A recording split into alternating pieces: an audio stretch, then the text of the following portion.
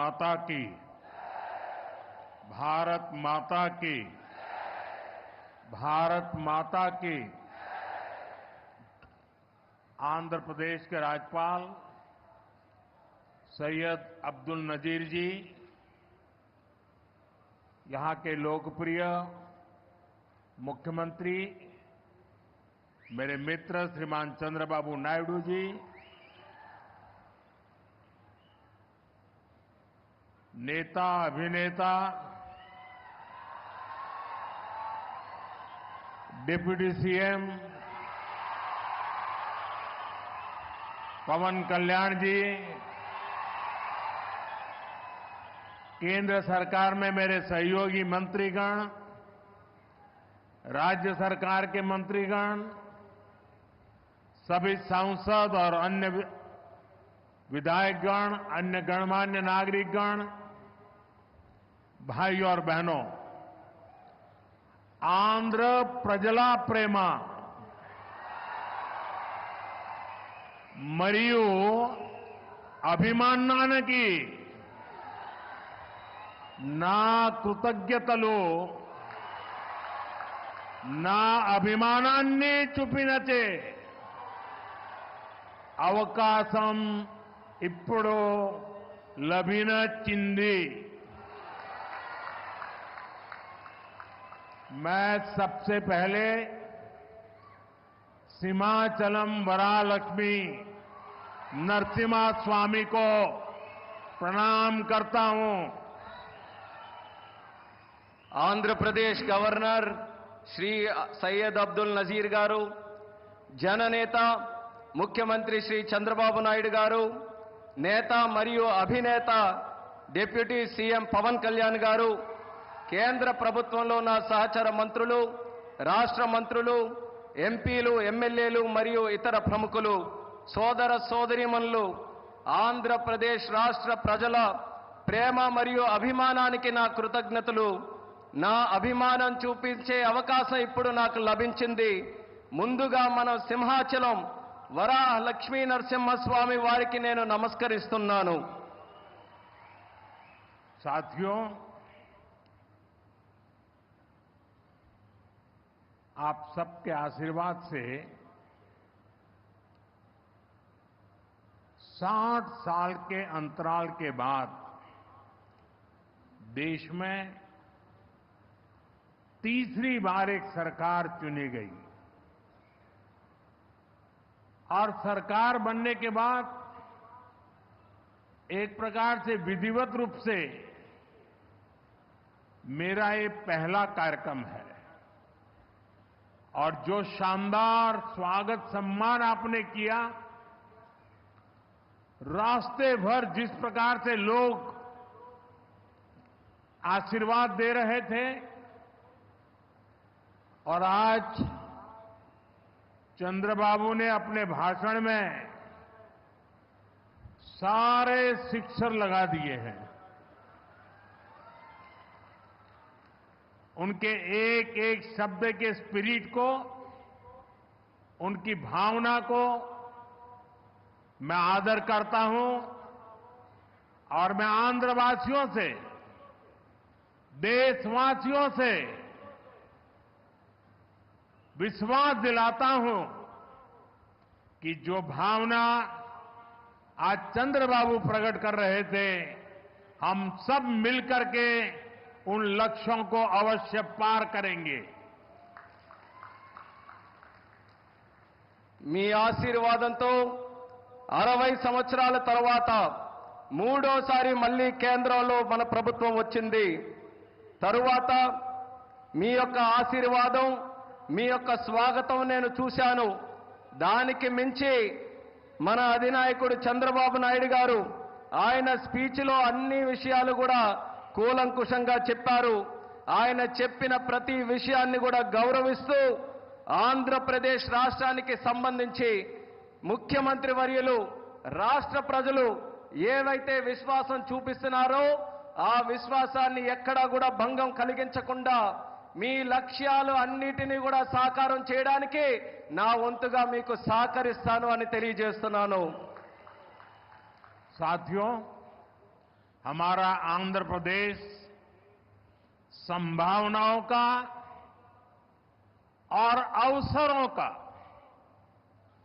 Possibilities और opportunities का राज्य है।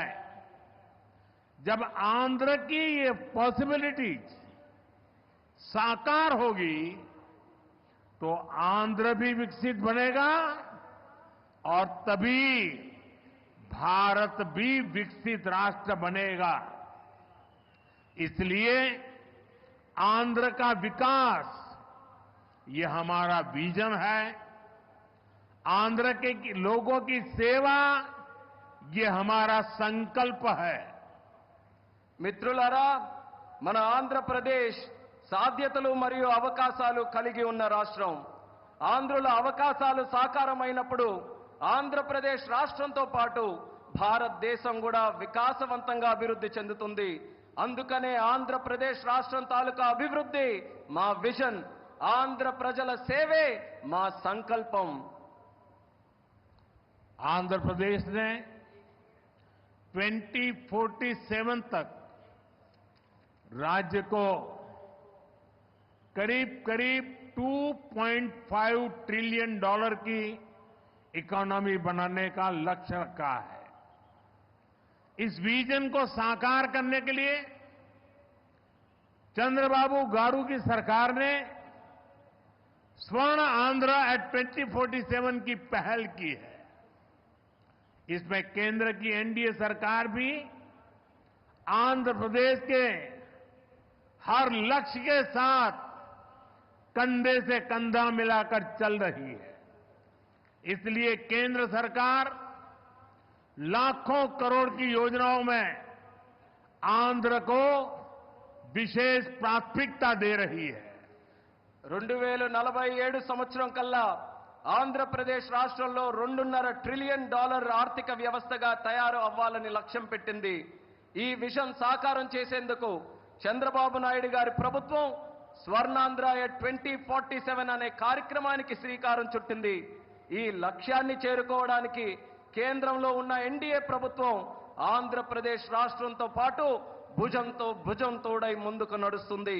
అందుకే లక్షల కోట్ల పథకాలతో కేంద్ర ప్రభుత్వం ఆంధ్రపై ప్రత్యేక దృష్టి సారించి ప్రాధాన్యత కూడా ఇస్తుంది. आज यहां 2 लाख करोड़ रुपए से ज्यादा के प्रोजेक्ट का उद्घाटन और शिलान्यास किया गया है। ये प्रोजेक्ट्स आंध्र प्रदेश को विकास को नई ऊंचाई देंगे। मैं इन डेवलपमेंट प्रोजेक्ट के लिए आंध्र प्रदेश समेत पूरे देश को बधाई देता हूं। साथियों, आंध्र प्रदेश अपने इनोवेटिव नेचर के कारण आईटी और टेक्नोलॉजी का इतना बड़ा हब है। अब समय है आंध्र नई फ्यूचरिस्टिक टेक्नोलॉजीज का सेंटर बने। जो टेक्नोलॉजीज अभी डेवलप ही हो रही है, हम अभी से उनमें लीड लें। आज ग्रीन हाइड्रोजन का इस्तेमाल ये ऐसा ही उभरता हुआ क्षेत्र है। ఈ రోజు 2 లక్షల కోట్ల రూపాయలకు పైగా విలువైన ప్రాజెక్టులు ఇక్కడ ప్రారంభించడం మరియు శంకుస్థాపన చేయడం జరుగుతుంది. ఈ ప్రాజెక్టులు ఆంధ్రప్రదేశ్ అభివృద్ధిని సరికొత్త శిఖరాలకి చేరబోతుంది. ఈ అభివృద్ధి కార్యక్రమాలతో ఆంధ్రప్రదేశ్తో పాటు యావత్ భారతదేశానికి కూడా నా తరపున అభినందనలు తెలియజేసుకుంటున్నాను. మిత్రులారా, ఆంధ్రప్రదేశ్ రాష్ట్ర ప్రజల తాలూకా సృజనాత్మకత వల్ల ఆంధ్రప్రదేశ్ రాష్ట్రం ఐటీ మరియు సాంకేతికతకు ఒక పెద్ద కేంద్రంగా మారింది. ఇప్పుడు సమయం వచ్చింది ఆంధ్రప్రదేశ్ రాష్ట్రం సరికొత్త టెక్నాలజీస్ కు కేంద్ర బిందువుగా మారాలి.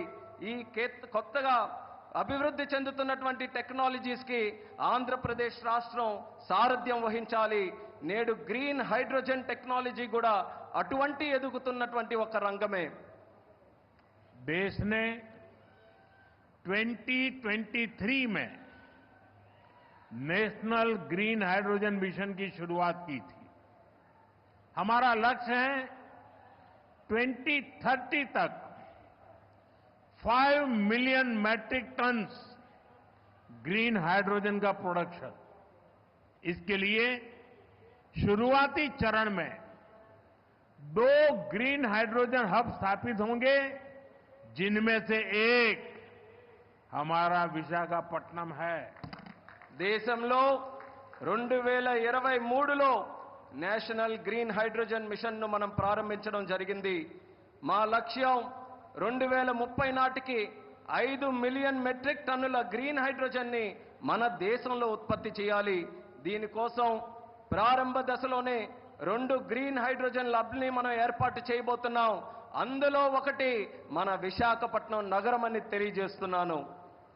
भविष्य में विशाखापट्टनम दुनिया के उन गिने चुने शहरों में होगा जहां इतने बड़े स्केल पर ग्रीन हाइड्रोजन प्रोडक्शन की फैसिलिटी होगी। इस ग्रीन हाइड्रोजन हब से अनेक जॉब अपॉर्चुनिटीज तैयार होगी।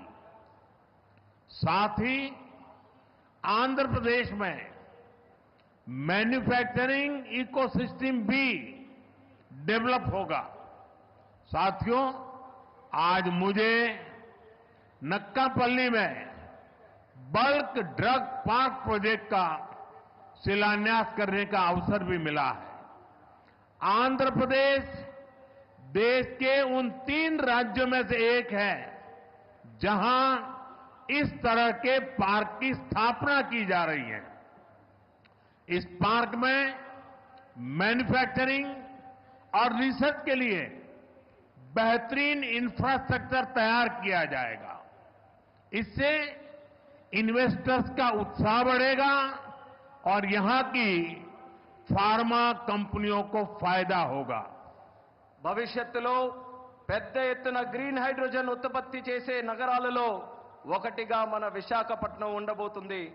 ఈ గ్రీన్ హైడ్రోజన్ హబ్ ద్వారా అనేక ఉద్యోగ అవకాశాలు సృష్టించబడతాయి. దీంతో ఆంధ్రప్రదేశ్లో మ్యానుఫ్యాక్చరింగ్ వ్యవస్థ కూడా అభివృద్ధి చెందబోతుంది. మిత్రులారా, ఈ రోజు అనకాపల్లి పార్లమెంటులో ఉండే నక్కపల్లిలో బల్క్ డ్రగ్ పార్క్ కు కూడా శంకుస్థాపన చేసే అవకాశం నాకు కలిగింది. దేశంలో 3 రాష్ట్రాలలో ఈ తరహాలో పార్కులు ఏర్పాటు చేయబడుతున్నాయి. అందులో ఆంధ్రప్రదేశ్ ఉండడం నాకు చాలా ఆనందంగా ఉంది. ఈ పార్కులో మ్యానుఫ్యాక్చరింగ్ మరియు పరిశోధన కోసం అద్భుతమైన మౌలిక సదుపాయాలు ఏర్పాటు చేయడం జరుగుతుంది. దీనివల్ల పెట్టుబడిదారుల్లో ఆసక్తి పెరుగుతుంది మరియు ఫార్మాసిటీ కంపెనీలకి కూడా చాలా ఉపయోగపడుతుందని తెలియజేస్తున్నాను. साथियों, हमारी सरकार अर्बनाइजेशन को एक अपॉर्चुनिटी के रूप में देखती है और हम आंध्र को न्यू एज अर्बनाइजेशन का एक उदाहरण बनाना चाहते हैं। इसी विजन को साकार करने के लिए आज कृष्णापट्टनम इंडस्ट्रियल एरिया यानी क्रीज सिटी का फाउंडेशन स्टोन रखा गया है। ये smart city Chennai Bengaluru industrial corridor का हिस्सा बनेगी। इससे आंध्र में थाउजेंड्स ऑफ करोड़ का इन्वेस्टमेंट आएगा और लाखों इंडस्ट्रियल जॉब तैयार होगी। మిత్రులారా, మా ప్రభుత్వం పట్టణీకరణకు ఒక అవకాశంగా చూస్తుంది.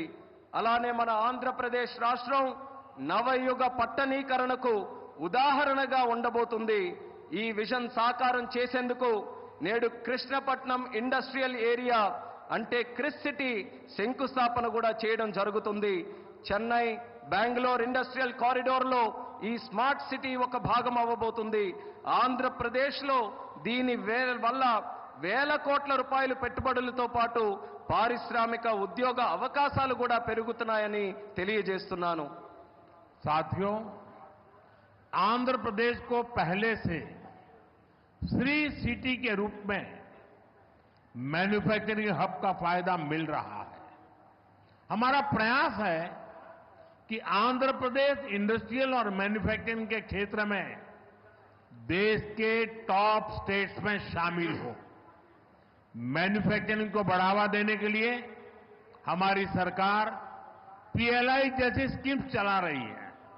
इसका परिणाम ये है कि आज कई प्रोडक्ट्स की मैन्युफैक्चरिंग में भारत की गिनती दुनिया के टॉप कंट्रीज में होने लगी है। మిత్రులారా, ఆంధ్రప్రదేశ్లో నేడు శ్రీ సిటీ రూపంలో తయారీ రంగం యొక్క ఉపయోగం ప్రజలకు అందుతుంది.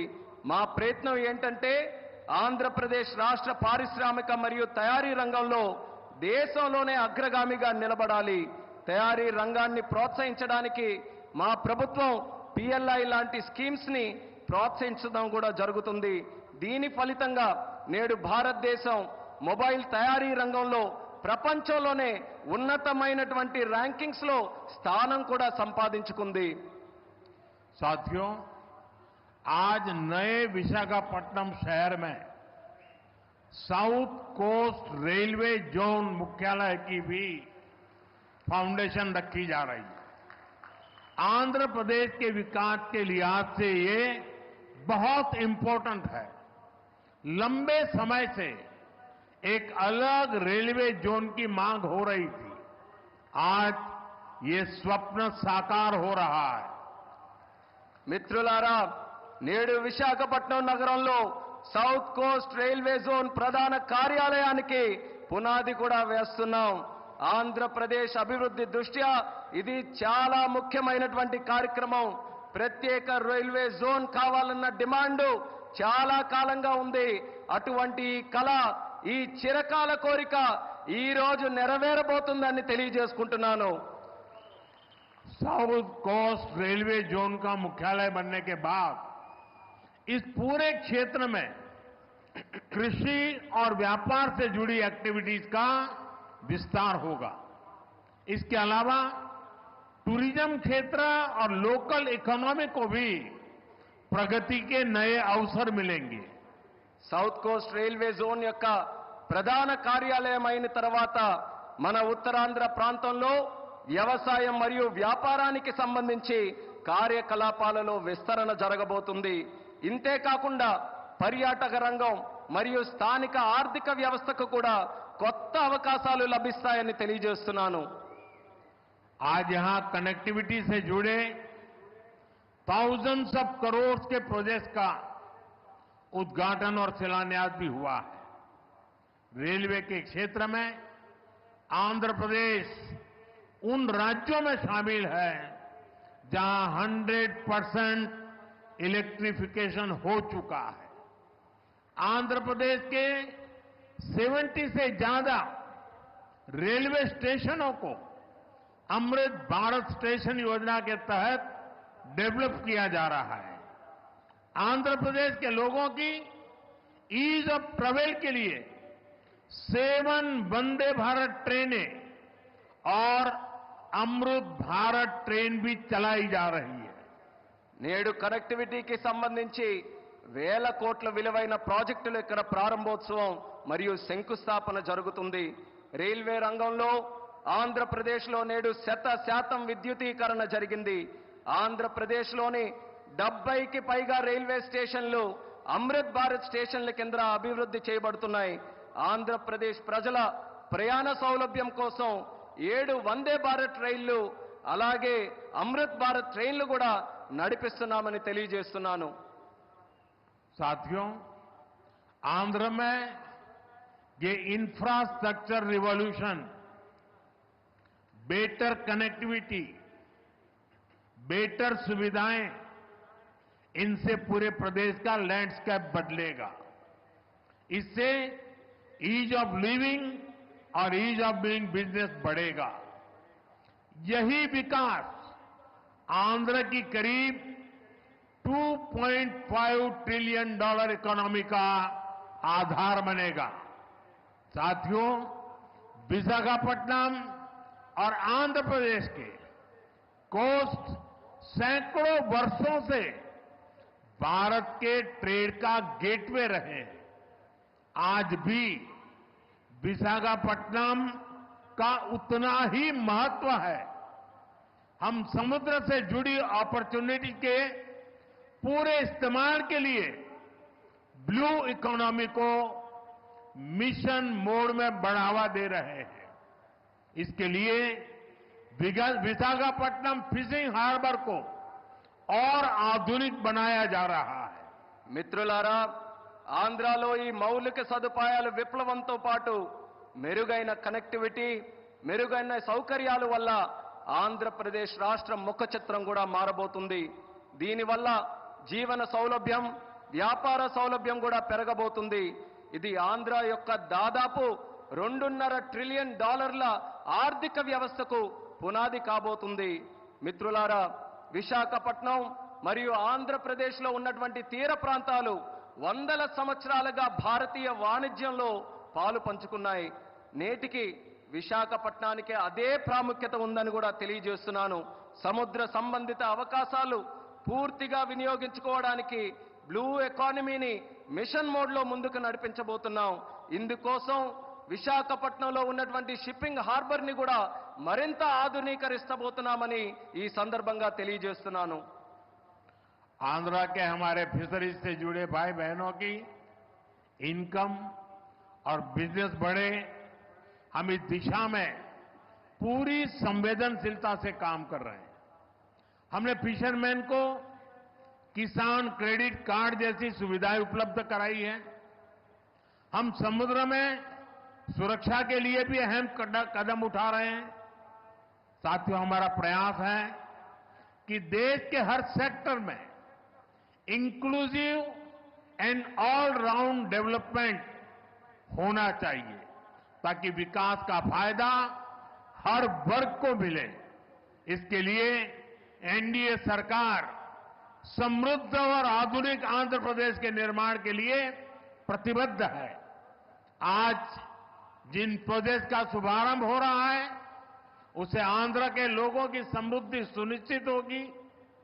मैं एक बार फिर इन प्रोजेक्ट के लिए आप सभी को बहुत बहुत बधाई देता हूं. ఆంధ్రాలో మత్స్యకార సోదర సోదరీమణుల ఆదాయం మరియు వ్యాపారం పెరిగే విధంగా పూర్తి నిబద్ధతతో మేము పనిచేయబోతున్నాం. దీనికోసం మత్స్యకారులకి కిసాన్ క్రెడిట్ కార్డు వంటి సౌకర్యాలు కూడా కల్పించాం. సముద్రంలో భద్రత కోసం ముఖ్యమైనటువంటి చర్యలు కూడా తీసుకోబోతున్నాం. మిత్రులారా, దేశంలోని ప్రగతి రంగంలో అందరినీ కలుపుకొని పోవడమే మా తాలూకా ప్రయత్నం. అభివృద్ధి జరగాలి, తద్వారా ప్రతి వర్గానికి అభివృద్ధి తాలూకా ఫలాలు అందాలి. ఇదే మా సంకల్పం.